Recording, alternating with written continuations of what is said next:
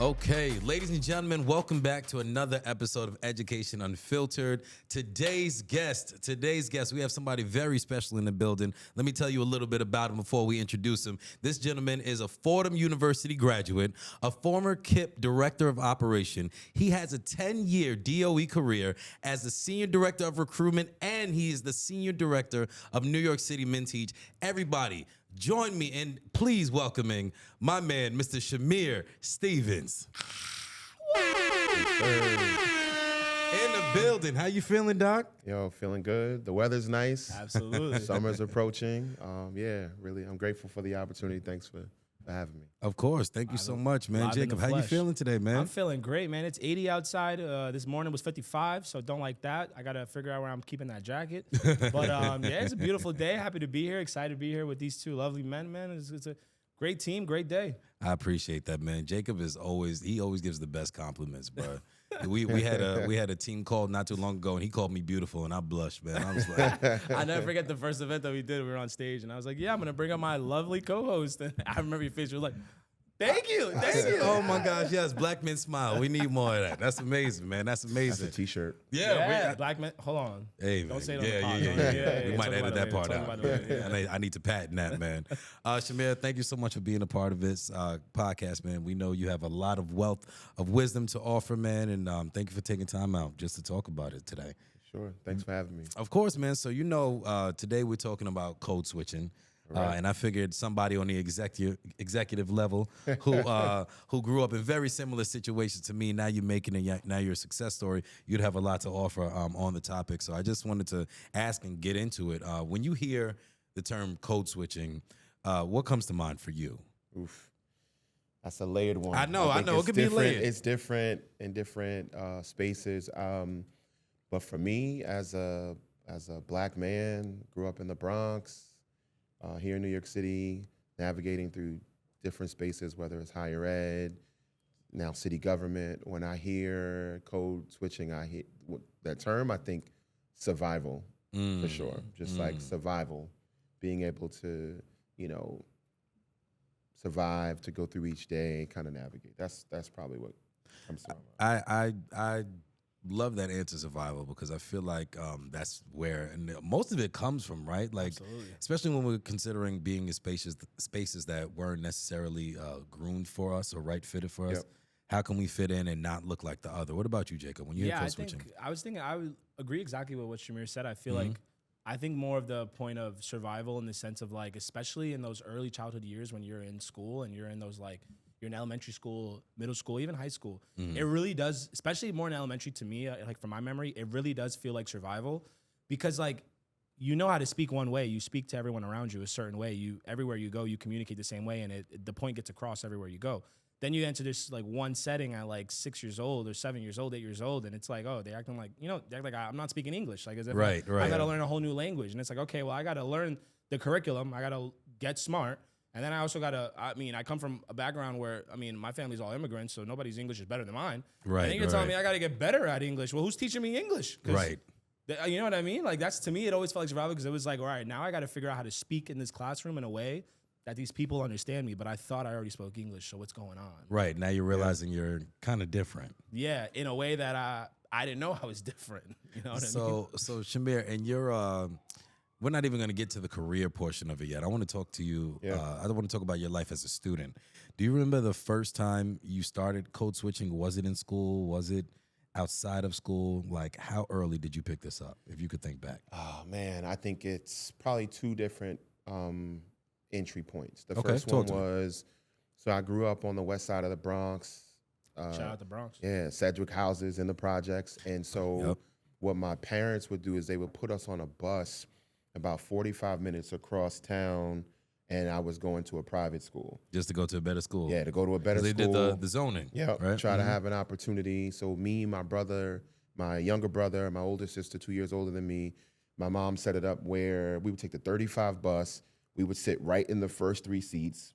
We struck up she struck up a relationship with the bus driver, so it was like the same dude every day. Nice. We knew where to get off, and then we'd catch the bus going home. And what would happen is we would go into school, and again, you have people from all different walks of life, different socioeconomic backgrounds. And so it was like, at that time, I wasn't really proud of where I was from and the projects that I came from. And so for me, at that point, it was just kind of like, have my uniform on, tie, and kind of, navigated those spaces and had to, figure out, again, how to code switch there.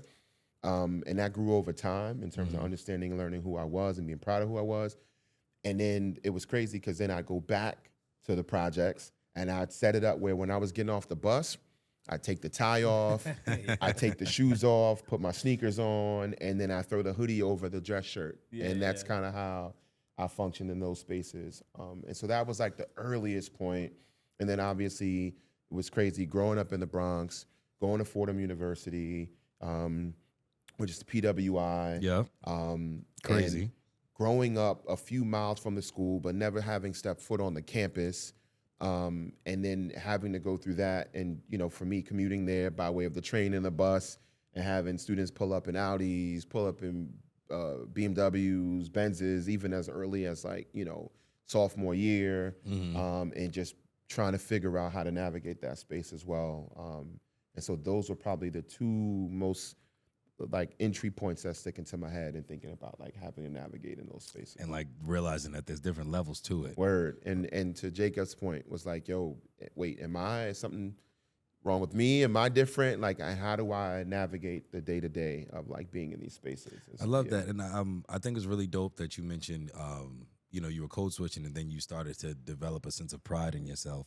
And then that, I guess, affected how you code switched, in a sense, right? Because it's not really, and I'll let you explain it, but to me, it sounded like it went from more so just trying to be accepted and fit in to realizing, all right, I'm still proud of who I am, but I have to navigate this space in a particular way. And that I belong here, you know what I'm saying? It's so funny. You didn't ask this, but I'll connect it to the work we do with NYC Men Teach and why I wanted to be here, because originally someone had reached out to me and was like, yo, come, work for New York City Public Schools Department of Education. I'm like, nah, I'm good, City government? And they were like, yo, we're launching this initiative called NYC Men Teach to recruit more male educators of color. And when we first started 10 years ago, we had this, our mission. And, a mission statement? Yeah, mission statement was really around the 3 E's. I don't know if we still use them today, but educate, engage, and empower. And so the education part was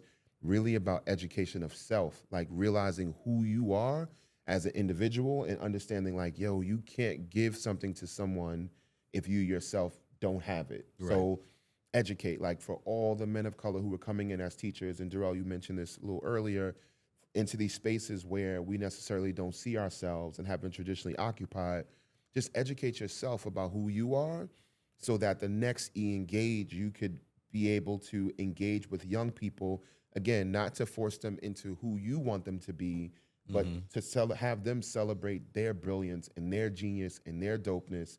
And then the last E was around empowerment. And so there's empowerment of self, and then empowerment of young people and communities and things like that. And that we were hoping would really bring about permanent change that would be etched into the fabric of some schools, school districts, and communities and things like that. And so all that to say, similarly for me, that was it. It was being in these spaces and learning all right, let me listen and observe, but also let me start to ask myself who am I? Rather than trying to assimilate or subscribe to the belief that in order for me to be accepted, I have to become less than in these spaces. It was nah, let me figure out who I am and what makes me dope about being from Cedric Houses, the birthplace of hip hop, and how that makes up who I am and bringing that into those spaces. And so it's a process, but I to this day, I'm proud of where I am and my experiences and how that shaped me. So, yeah. I love that, and it's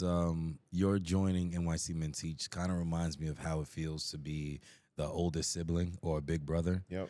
You have siblings? Yeah. I got two older brothers, one older sister, and then 3 younger brothers. Okay, so I'm right in the middle. You're right in the middle. Yeah, Okay, yeah. interesting. Hold on, really quick off beat. Someone just got married, right? Yes, my older brother, the second oldest brother, got married. Yeah. Nice, congrats, man. Congrats to him. Of course. No, I also wanted to segue off of what you said. Go ahead.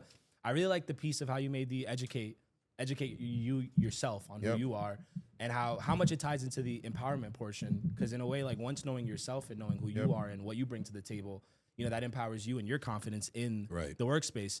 And I also want to come back to it because I feel like when we speak about code switching, that working here, working with you, working under Jason as well, and just working in a team that's so very true, transparent, authentic, I've learned a lot. But one of the biggest things that I've learned, going back to that piece about educate and empowerment, is how, in a way, not code switching at work or just in professional spaces, or not code switching beyond what's necessary to an extent, really does empower you, because you feel like for example, in my experiences, sorry, I'm going a little bit off track, but I was thinking about the sense of like, I know like in my experiences with like code switching, in a way, it's kind of feels belittling, because it's like I've got to change up my words and change up my language to say what I want to say in a way that you think is okay. Not that you can understand because we don't know English, but just that you think is okay.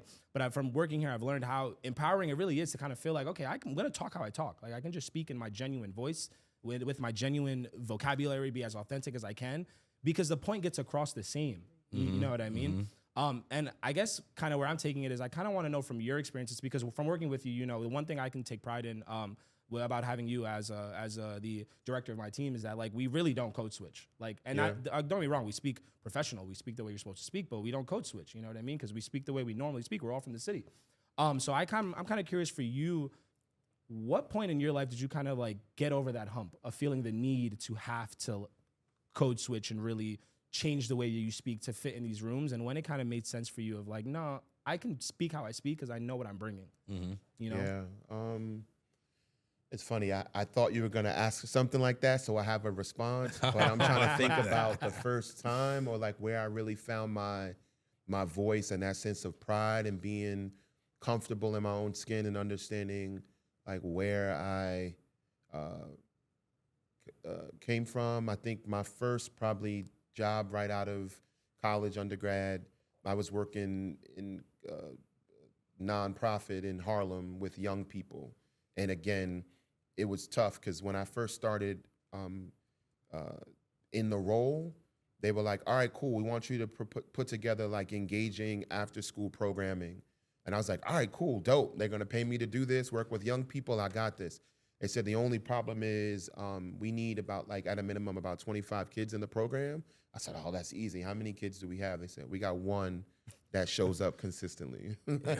Like great foundation. And so it was for me part of understanding that in order to get like young people to be able to participate in the program, one, I had to really dig deep and understand again like who I was and what I would be able to bring to the table. But then I think also too was, and this is how I approach, you know, even years later, like in the workplace, is that it's about celebrating brilliance, other people's brilliance and genius, and like lifting as you climb and like creating those spaces.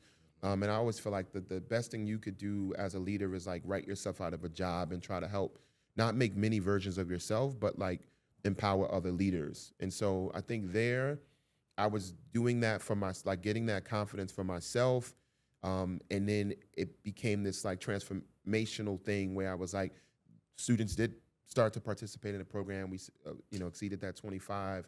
But then it was like me helping them to find their voice and understand their purpose and their why and why they should come to the program and how they could use that as a springboard to do other things. But again, young people see right through you. So if you're fake, 100%. You're phony, you're not real, they're not showing back up to the program. You can have all the good snacks in the world and everything, and I did all of that. But it was really around creating a bold, safe space for them. But in order to do that, I had to like model that, and I think that was the first place that really happened to me for that. The other thing I would say too, this was like the part that I talk about in terms of the workplace is, and it's a process, right? It isn't about like, it's a journey. It's sort of like a marathon, right? Mm-hmm. Quote the great Nipsey Hussle, right? Mm-hmm. Like it's Absolutely. A marathon. It's not an overnight thing. So it's not like, I'm gonna come into these workspaces where I haven't traditionally occupied and, we're just gonna like tear it down or we're gonna disrupt it. And again, what I've learned in my wisdom over the years is that there's multiple ways to be able to accomplish something. So I have buddies that go into spaces and are like, we're gonna like disrupt this and we're gonna occupy the space.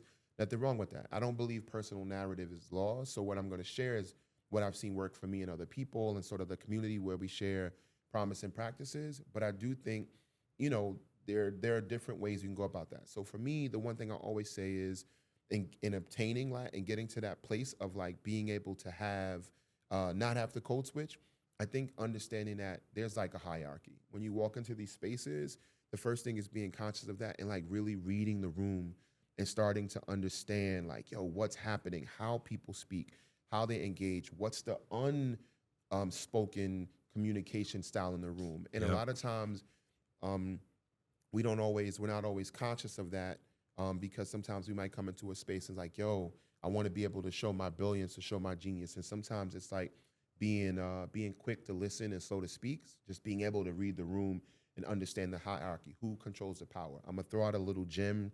Again, I was like, yo, I don't want to give too many secrets away, but there's like people who like, you know, are in spaces that you might think have power, but I always call it like the Wizard of Oz effect, where it's like that person might just be the person that's there, but they might not necessarily be the person that's behind the curtain that's actually calling the shots. And so being able to read the room and being able to say like, yo, how does the power flow? How does information flow? And so understanding like the hierarchy, I think is like a big part of it, and being able to read the room. Make this short, understanding the culture.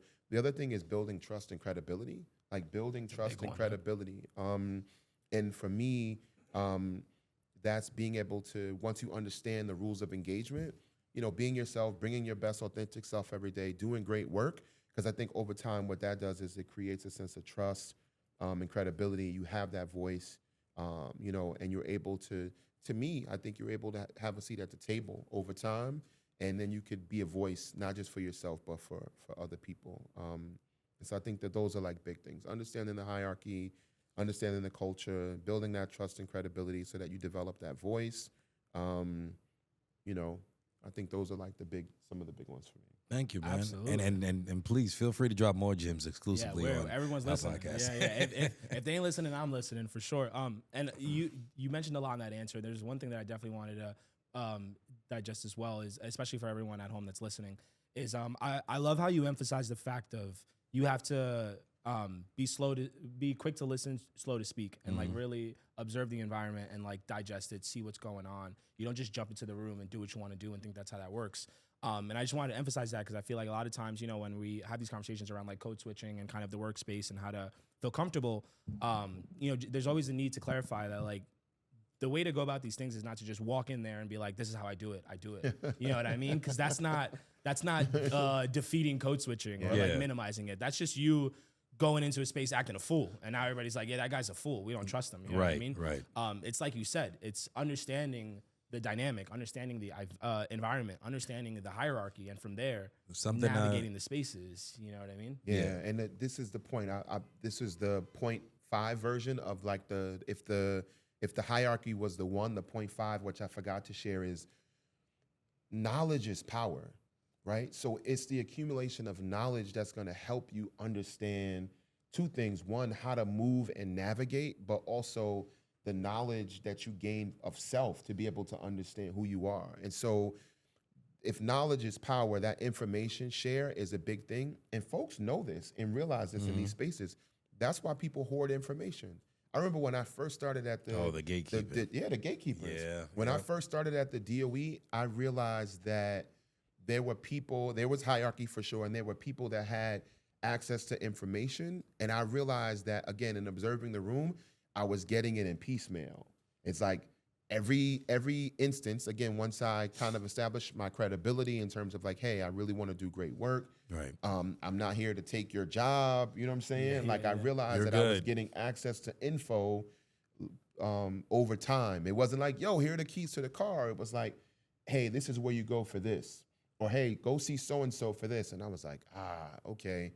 Like, I see what's happening here. It's kind of like, again, this gradual release of information. And so, again, I think what happens is, this made me think about what you said, Jacob. What happens is if you go in sometimes, and again, I'm not telling anyone, like, you know, it's right or wrong, but if you go in and it's like, yo, I'm here, you know, I'm planting my flag, sometimes we get shut out of information that would actually help inform how we could move. Because sometimes in doing that, people, we might, again, this goes back to the Wizard of Oz concept that I said, we might think that we are directing our energy and all of our brilliance towards like who we perceive to be the person that's like gatekeeping or whatever, and we might miss the mark. And so just being able to gain access to information will allow you to actually see like, all right, how do I need to move? Who do I need to be? And then you eventually get to that point where like, yo, I can show up and be my authentic self because one, I understand the rules of engagement, I understand the culture, and I also understand who really holds power and who doesn't. You know what I'm saying? Yeah, and that one's a big piece. Who really holds power, and just last thing for this topic, because I know we're short on time. We don't want to keep you here all day. I know I will, but understanding who's in power is a big point as well. Because the one thing that you keep saying that I'm really is clicking with me as well is that. Because sometimes, you come into a spot and you think you're going to change something, do something, and you're exerting all this energy on the wrong person. You know what I mean? You're going into wars with somebody who's not even the general. So it's like, why? You got to understand it before you could really do something. You know what I mean? Being able to read the room, that's something I say to everybody all the time, man. Read the room. It helps you out and helps everybody out in the room. Like, don't just barge into every room like the Kool-Aid man. You know what I'm saying? Take a minute to just see who all is talking, who's not talking. Yep. You know what I mean? Especially that. And who are the decision makers. And then you can right fit what your plan of action actually is. Don't be too overzealous. Like, land the plane, yes, but read the room first. Yep. And if I could add something, too, of course I you would can. say again, to add on to that also too, and maybe like in your early years, you might not know like, oh, this is where I want to be right away.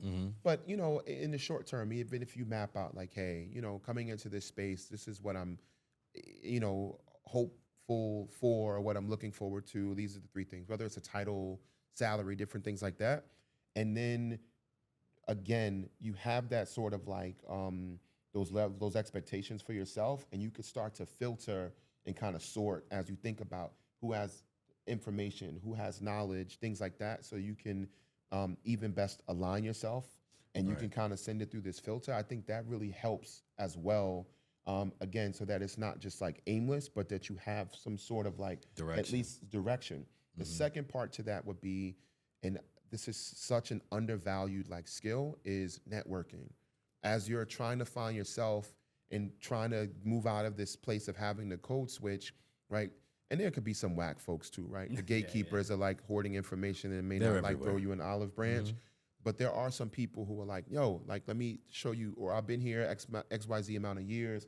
Let me kind of give you some advice or a play on like how you can navigate these spaces. And I feel like that networking, and not like where you're a burden or bothersome to someone, but networking with intention, because there are things that you guys have that I have that we can add value to someone's situation that I think makes it more attractive for someone to want to engage, because they're like, yo, they see value in it. For them in terms of maybe what you can bring to the table, but you also see value in maybe something that they have that you can inquire. So it's like networking, but with intentionality and with the purpose. And I love that he put his professional spin on it and said, add value. Add value. I love that. Because I say this to my younger siblings all the time, is in a little bit rougher words. I'm like, look, be anything in this world. You could be a lawyer, you could be a doctor, you could be a cat, you could be a man, you could be a woman, but just please do not be useless. Like, just please have a use. Don't just be anywhere in a room taking up space. Because then, to your point of networking, if people don't see a use for you or see a value in you, then you're not going to get anywhere fast, very fast. And, we spoke about, identity and authenticity. We talk about a little bit of unspoken rules, or maybe a hidden curriculum that might be, present in a school body or a workplace setting. Going back to the student piece of it, and this is why I say you joining NYC Men Teach reminds me of an older sibling, because you exemplified a lot of leadership qualities that may not have been so much present for you as a student as you are for other students that are under the umbrella of NYC Men Teach, right? Because now you had to go through focusing on life without maybe a you, because you didn't have a you until you became you, and then other people needed you. I mean, I had a mentor.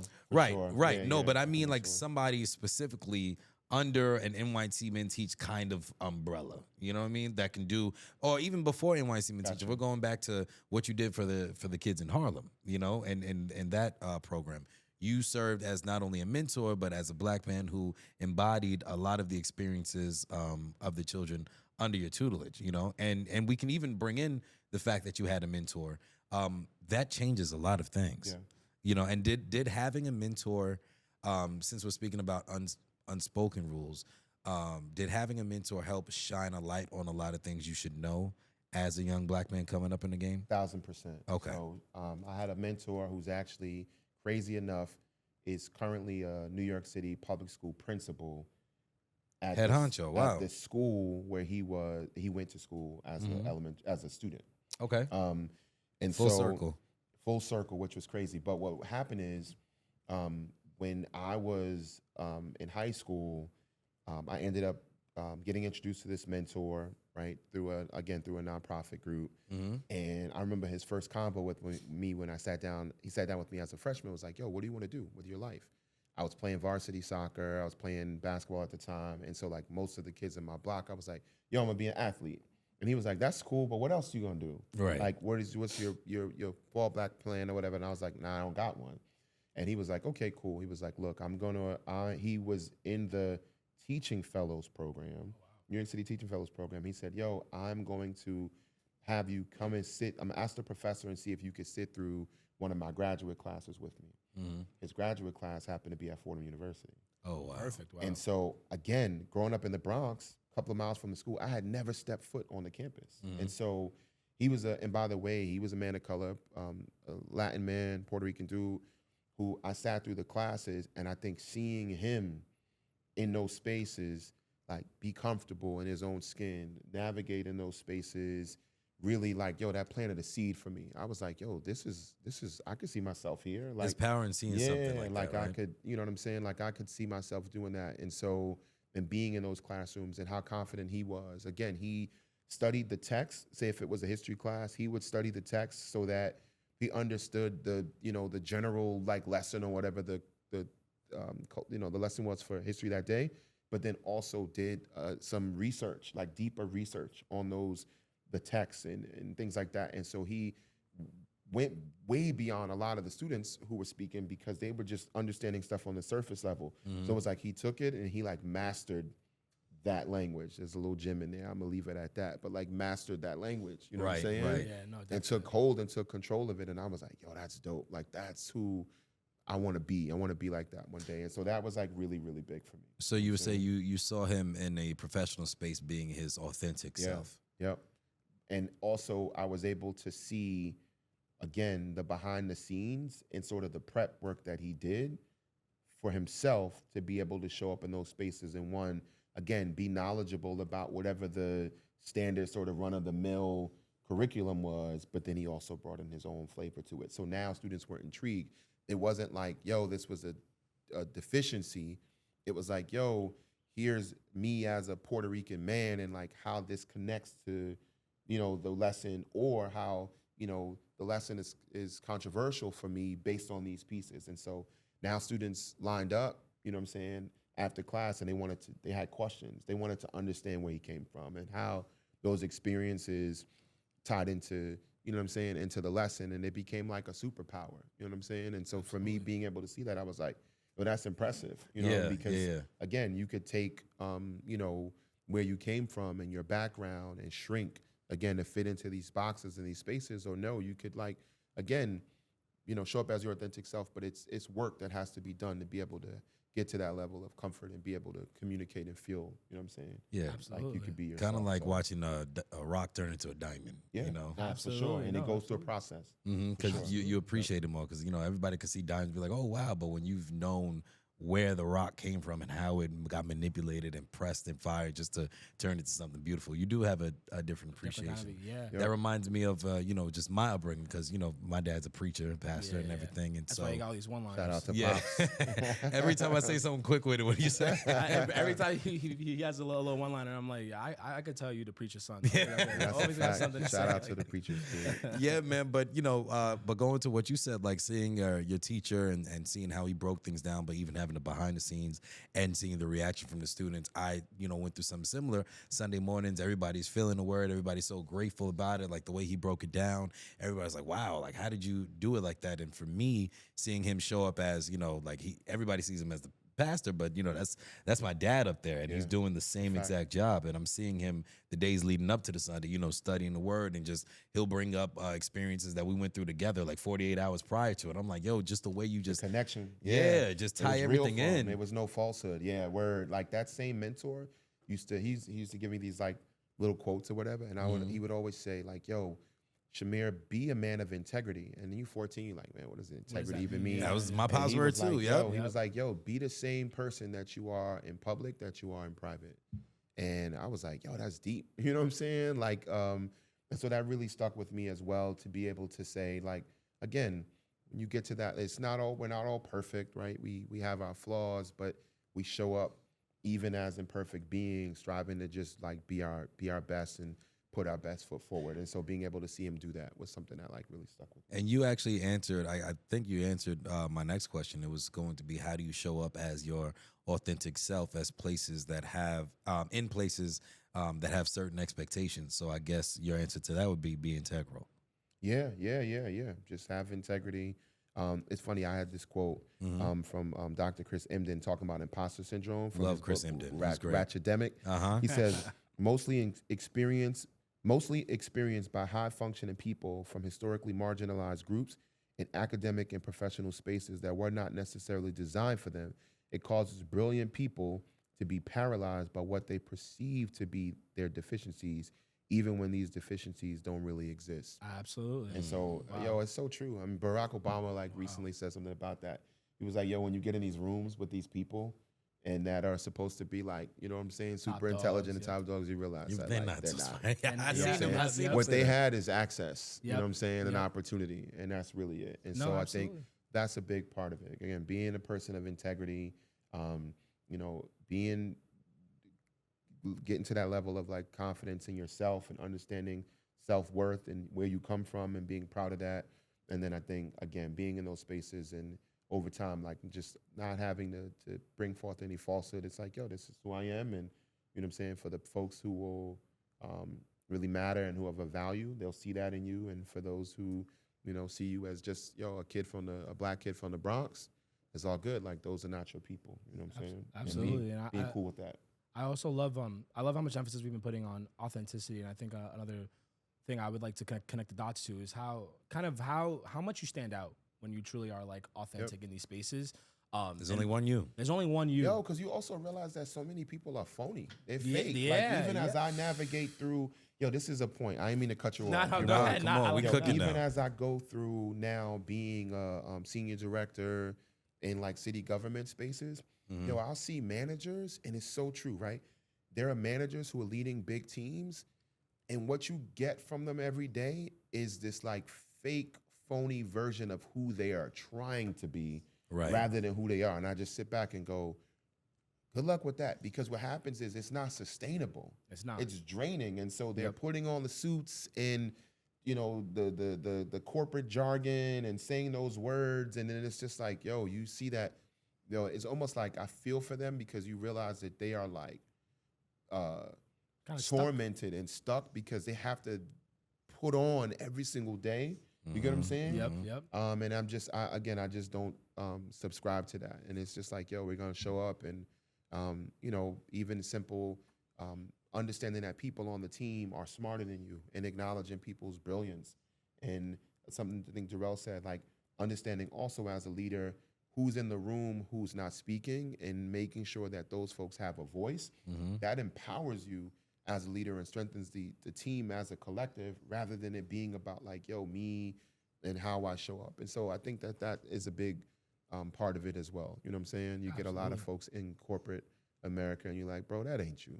Absolutely. Like, chill out. Absolutely. You know what I'm Like, man, be real. Like, who am I really talking to? Yeah. And I think that goes hand in hand too with what you mentioned before about once you're in these spaces and you have an understanding and changing the culture. From my experiences, I feel like that authenticity, it just changes the culture in a way you can't fake, because it's real. This is who I am. You know what I mean? And I think even in the idea in my mind of even just in our workspace, sometimes when I first joined the team, I was always confused when Derrell and I would host a lot of events or like do a lot of intros or events or just introducing people. And, a lot of the things that we kept hearing, at least when I was new and like we were officially a duo, is everyone kept saying in every event that we hosted was like, yo, you guys have a really good like feel. Like you got some good energy up there. Like you're like shifting the way we host the events. And for me and Derrell, at least for my behalf, it was never intentional. We just showed up and like I just felt comfortable. Yep. I just felt comfortable enough in the setting with my team and with Derrell and like being under Chimere and Jason and like as a whole. I felt comfortable enough to just talk how I talk, be as engaging as I am, be as funny or silly or goofy or whatever, extroverted as I normally am. And once you let that authenticity shine, everyone's like, whoa, like, what's going on? Yeah. Like, this is like life. And Yeah, it's I will point out something for you because I've seen you guys like, and this is so dope, like go through this. And this is the little gem that I was dropping in there earlier, is you have all of those qualities and that brilliance and that greatness or whatever, but also what you have, which I think is so key in these spaces, is the knowledge. You get what I'm saying? So like now you're hosting these events, and for the largest school district in the country, or a podcast for the large, whatever, right? But you understand, you have information about educators and teachers, and so now you can weave in and out of like, yo, I can be myself, coupled with the knowledge that I have, and I can go, it's interchangeable now. And I think that's the biggest thing, right? Because if somebody showed up and they were like, yo, I'm gonna be, witty and funny and goofy, but I don't have the knowledge, then I think that's where folks get stuck. And so I think it's being able to be interchangeable and multifaceted, you know what I'm saying, makes your opportunities like limitless. So I see that, you know what I mean? Absolutely, because if you don't have the knowledge, then you're just a clown. Like you're just up there being silly for no point. And that goes back to what you said, not necessarily about New York City Man Teach, but the same pillar, educate to empower. Once you have that, once you have that knowledge, just like you're saying, you don't have to code switch, because whether you think I sound right or wrong, if you ask me any questions about this content, about what we do, I got it. And I have the answer, not just a answer. I have the answer. So, just like you said, that educate yourself, and then it empowers you right after. And I wanna ask this because we mentioned some benefits of code switching, right? We did mention that in its inception in our lives, for some of us, it came to a matter of survivability and just how to get ahead. So I just want to ask, do you think, understanding the pros and cons of it, do you think something like code switching should exist?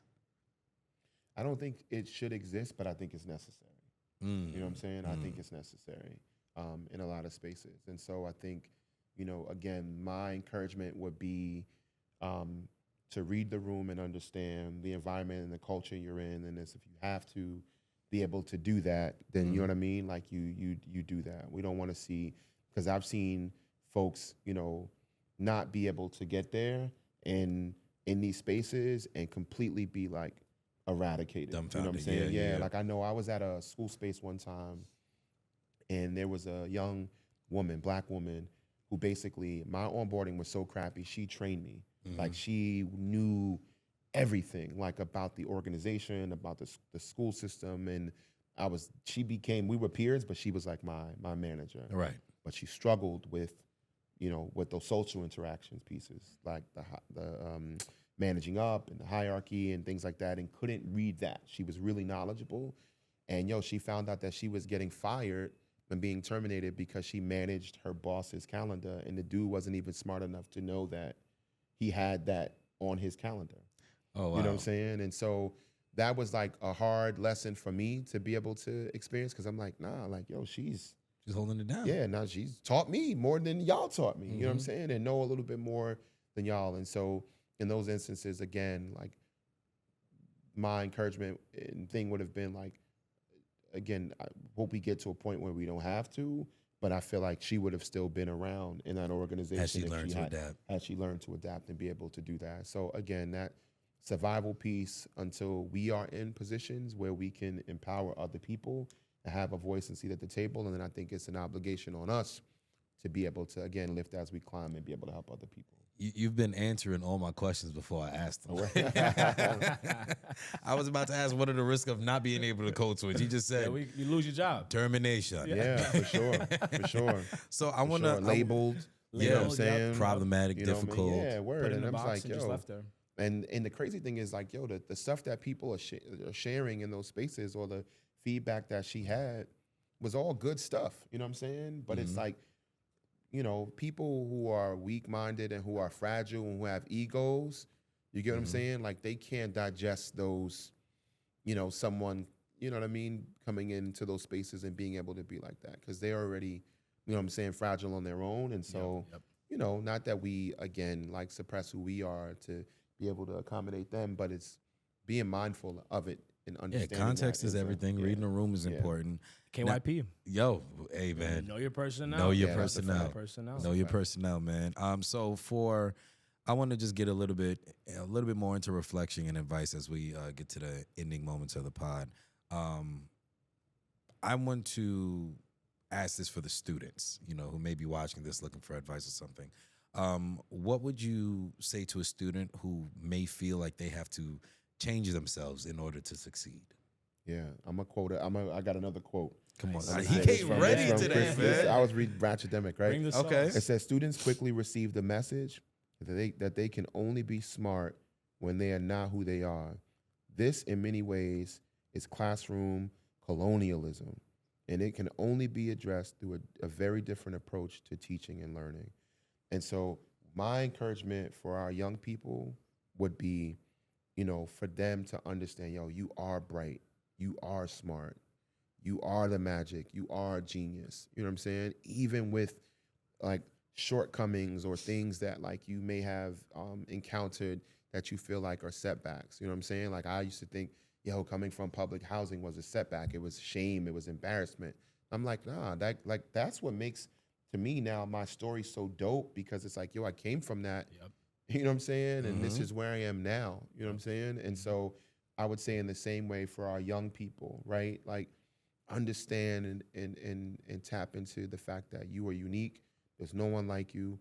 Your experiences, right, make you and tell the story and make you dope. But like, your zip code and where you come from doesn't dictate, like, you know what I'm saying, who you are and where you're going. You know what I mean? And now for the educators, how can educators be more aware of how they reinforce code switching? So you're saying like educators, like for the educators in the classroom, them navigating? Yeah, well, how can they be more aware of the fact that they're they're creating an environment where the student might feel like they might have to switch from being who they are to being something the educator may want them to be?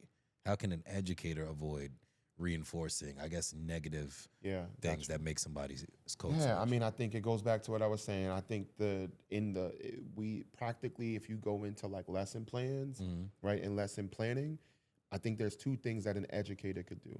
One is be able to introduce text in terms of literature and things like that, where young people see themselves in it, see their experiences in it, right? So if I'm reading text or a book, you know, like I was having this convo with my wife, and we were talking about my little one, 11, and like talking about culturally relevant education, and she was like, yo, remember when the teacher brought in for my son Chase was in like 4th grade, and the teacher brought in like Tupac lyrics in a song and had them like dissected and like talk about what was in that and how it connected to them.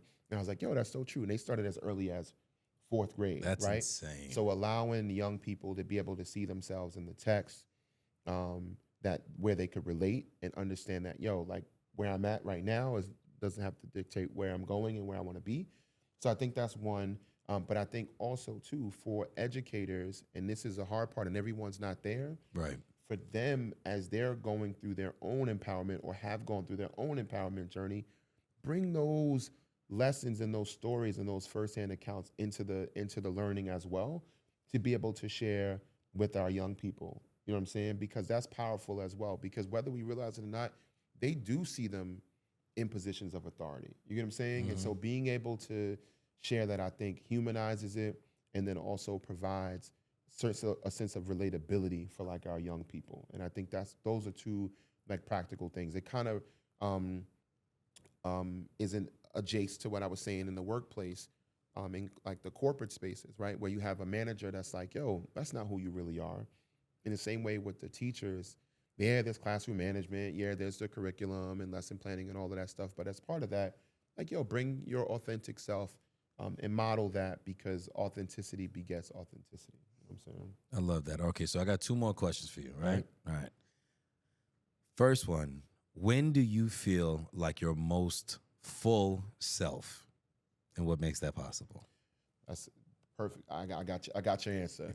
Man, stay ready today. All right. When I see other people who I've poured into intentionally, or been able to impart knowledge or wisdom or a lesson, when I see them actually implementing that and paying it forward, then I feel like, yo, that's that, because to me, that's the cycle. Like, part of life for me and purpose is being able to empower someone else that will then go on to do that for someone else. So you keep that, it's like a cycle where you keep it going. Like, my mentor, like I said, who's now a principal, used to always say to me, yo, Chimere, you know what?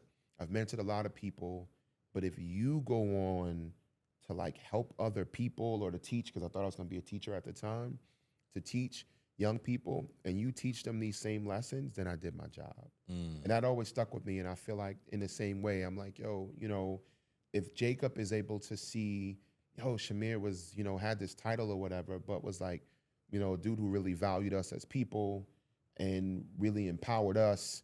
And he's one day, which I believe, you know, for yourself as well, will be in a C-suite position, an executive director position, and is able to create that same environment for someone else. That's it for me. Like, that's the payoff. There's no title, there's no money, there's no, like, it really is about, you know, my greatest things. And I get these texts all the time, or a Facebook message or IG message, and someone says, yo, you didn't realize this, but you helped me out, you know what I'm saying, 7 years ago, because you made a call to so-and-so, and I just want to let you know now I'm like, this is the position that I'm in. I'm like, word? I'm like, yo, that's crazy. I didn't even realize that. But like, to me, that is probably the greatest reward. I love that. I love that, man. Yeah. That's incredible. And it's dope that you're willing to help people on their way up. Not for anything else but to just see them succeed. Yep. Especially because somebody once told me to be careful who you treat on your way up, because they may be the same people you see on your way down. Yeah, that's a fact. That's a fact. You know? Word. So it's good to just do things out of love. And not for what people can do for you. You know what I'm saying? Exactly. Like, exactly. Well, but this is true leadership. I mean, leaders serve the people who follow them, right? Instead of it being the other way around. That's a fact. So, quick anecdote too. Sorry, just because what you said just hit me like it just triggered a memory. When I was growing up, my dad used to always say that for any like good deed, any favor, anything, when you're helping somebody out, he used to always say like you got to do it out of the kindness of your heart, not because you're seeking something in return. I don't remember why. It's probably like a kid probably did him a favor, was probably upset he did something for me. But when hearing you say it really just like stuck with me, because I'm like, that's the one thing everyone should take going forward for sure, is like do things out of the kindness of your heart, not because there's a return. Just do it because you want to do it. And if you don't want to do it, don't do it. That's it. Like, don't do it. Don't do it with strings attached. And all right, so this is my last question for you. It's a little bit of a fun one. All right, if you had to pick TV show dads, which one would you go with? I like this all right, one, yeah. All right. So we got Carl Winslow, okay, Philip Banks, or Cliff Huxtable. Which one would you choose and why as your pops? 3 phenomenal TV dads. I'm gonna go. What was Cliff's occupation? He was he a doctor? Yeah, I think he was a doctor, so, right? Yeah, I think pretty sure. Yeah, I'm gonna go Cliff Huxtable. Like, what I loved about Cliff Huxtable was balance. You know what I'm saying? Like, and all of them had it, but I just feel like he stands out to me. You know, affluent family. You know, wife was also killing it, doing amazing things. But there was always this sense of like fun and joy in that household. And so I'd say, to me, that was like the big, in a balance of fun and joy, but also there was lessons. Like there was always a lesson learned. And even in that, the lesson wasn't deafening. It wasn't, or definitive. It wasn't like, yo, you screwed this up or you made this error. And so like, that's the end all be all. It was like, okay, you made this mistake or whatever, but let's learn from it, and now we're going to celebrate. And so let's that's get what better. I would say. And let's get better. Cliff Huxtable. Okay, Great man. answer, I love that, man. pick. Ladies and gentlemen, Chimere Stephens in the building. Yeah, I made it. I made it through. Absolutely. Before we go, Jacob, you got any final words you want to say to the folks, man? No, man. I hope everyone enjoys this. The weather outside. I hope everyone's living a great life. I hope everyone's having a great week. I know I'm having a great week, so hopefully on the same vibes. If not, I'm doing better than you, but hopefully we're doing the same. So, that's it. And I'm super happy we had Chimere on. It was definitely one of the guests I've been most excited about because I know you have a lot of wisdom to drop. So, unfortunately, we're gonna have to get him back on because he didn't give you guys all the sauce. But at least maybe he'll share some more with us. Had to gatekeep a little bit for the sequel. Chimere, you got any final words you want to say to anybody listening right now? Yo, just want to say big shout out to these dudes for doing amazing work. This pod is amazing. I'm really legit excited and grateful for the opportunity. And let's keep it going. Sure. You heard it, y'all. We have Derrell Meyers, Jacob Ureña, special guest Chimere Stephens in the building. This has been another episode of Education Unfiltered, and please, we want to hear from you. So write us in the comments. Let us know your favorite part of the podcast.